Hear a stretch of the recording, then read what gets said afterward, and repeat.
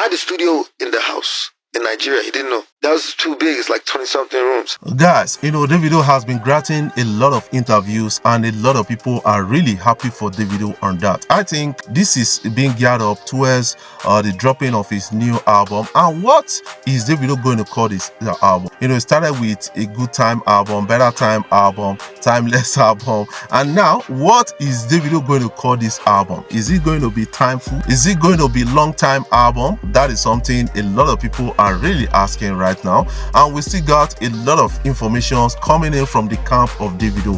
Davido has actually imparted in the music community, although a lot of people are trying to downplay the actions of Davido. One thing I noticed with Nigerians is they are always quick to really respond and talk down on anybody that they felt is from a silver spoon and all those kind of things. No matter their effort, they don't see it as effort, they see it as border effort. But you need to understand that Davido has actually achieved kind of music status in Africa. That is something you need to understand. And this guy is coming out to say, I got a future plan.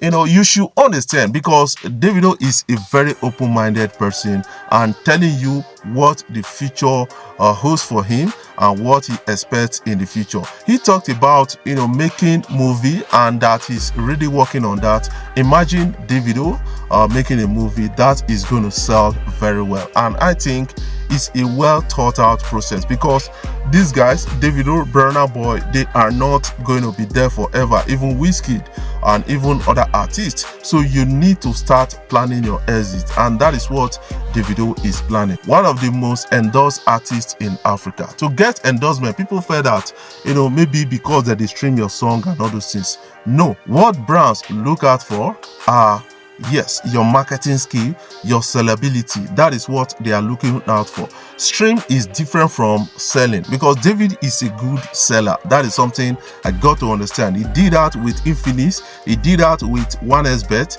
he did that with GAC Motors, and a lot of people can really understand this at the time right now. And Davido has done it very well with Mattel, and Puma is on the list of Davido also. So a lot of people are seeing this and saying that yes, we would love to sell with Davido. And also did that with Wema Bank, was able to within 24 hours attract about 600,000 bank accounts to Wema Bank. That is really massive to an extent, and that is what brands are looking out for, and you need to understand that from a dynamic point of view. And when you are into that, being a good seller, that means you are making a lot of money for yourself.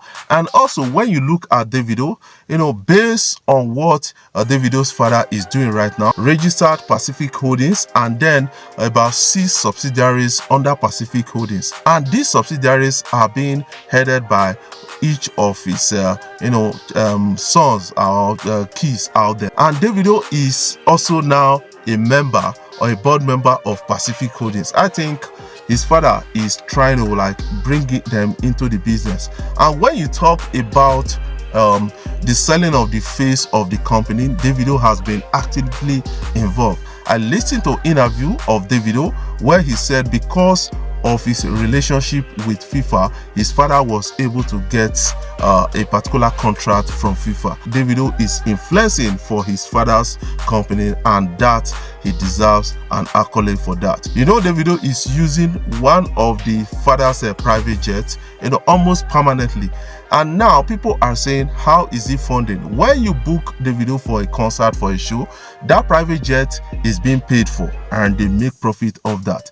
Instead of him to allow that money to go to another private jet company, Davido decided to say, let me earn this money for my father, with his private jet. And that is what is happening. And the money is still going back into the pocket of Adeleke. What is your own take about all of this? What is your own opinion about this? I know that many of you may not like Davido, many of you may not like Wizkid, but you don't need to escalate things.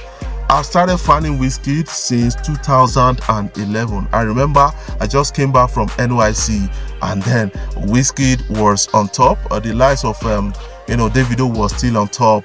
I became fan of them. and later Burna Boy came in on board. But to me, Burna Boy was so arrogant at the time, and that was really quite disturbing and expensive at the time. A lot of people did criticize Burna Boy that he needs to be acting maturely. I remember where Burna Boy got to walk out from an interview section with his grandfather and his mother. His mother was not really happy with Burna Boy, and that escalated. A lot of people criticized Burna Boy, but these guys, they've actually taken Afrobeat to the nooks and cranny of this world, and we have to commend them. Davido decided to share how he started his music journey, and that was really refreshing and exciting at a recent podcast interview, and a lot of people are now responding to that. I think we need to catch a glimpse. According to Davido, he said he actually owned a studio in his father's house, and that house was a mansion with almost 20-something rooms. But his father was not aware of that. You have to do something different, because at the initial stage, a lot of people are not going to buy into your idea. So you start to give gas to your dreams and to your idea. And when it accelerates, a lot of people are going to believe. That is what I believe with the story of Davido. Let's catch a glimpse. We've never had that conversation till date. Wow. It was never a thing of, I want to do music. Kind of just, because he was hearing, because I had a studio in the house in Nigeria. He didn't know. That was too big. It's like 20-something rooms. You understand? I had like a full, I had to buy my room. I've set up, but he never came. He goes straight to his room. So if he wanted to see me, he always call me up. But he just never knew I had a studio. I had people come in, we'd be recording, sneaking out, going to the club, coming back drunk, recording. My dad is upstairs, not knowing that I'm doing music. And producing and helping new artists around. Stuff like that. Because I knew most of that time I was producing, because I knew I was like, I'm about to get sent off to college anyway. I might as well just have fun with this. Yeah. For now. But then when I got to college and all that happened, I got the studio, blah, blah, blah. So now I've done 1 year in college. So my second year is when things started.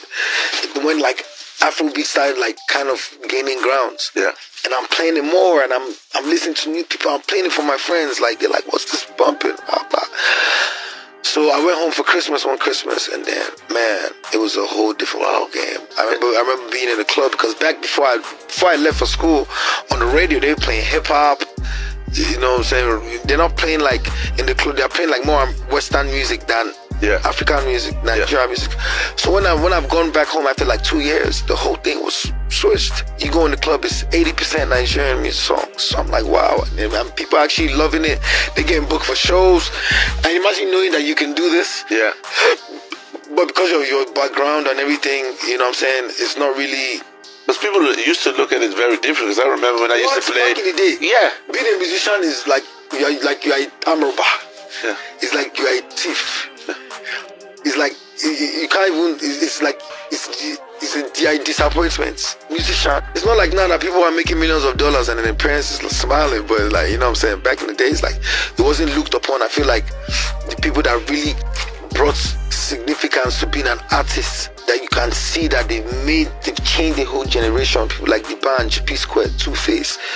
You know what I'm saying. I saw them change the narrative, become big stars, perform all around the world, change their life and people around them. I think that's when it started settling into my mind that, you know what I'm saying, I know, possible. Because I remember people... What is your own thought about that? Do you feel that Davido has done well for himself? I want you to put that in the comment section so that you can catch a glimpse of that. There's a particular classic song that came in from CK and Caveman called Addicted. I think this is really a well thought out song and a structured song.